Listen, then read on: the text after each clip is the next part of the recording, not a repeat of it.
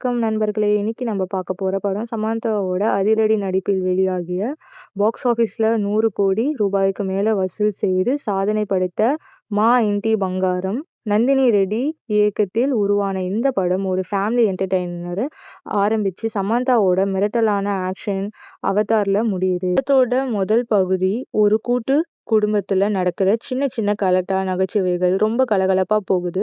சமந்தா இந்த படத்துக்காக ரொம்பவே மெனக்கெட்டிருக்காங்க. குறிப்பா அந்த கோவில் ஆக்ஷன் சீக்வென்ஸ் வேற லெவல். ஆனா இரண்டாம் பாதியில திரைக்கதை கொஞ்சம் வழக்கமா பாதையில போறதுனால ஒரு சின்ன மைனஸ். வில்லன் கேரக்டரை இன்னும் கொஞ்சம் அழுத்தமா எழுதியிருக்கலாம். ஆனாலும் சமந்தாவோட ஸ்கிரீன் பிரசன்ஸ் இந்த குறைகளை மறைச்சிருச்சு.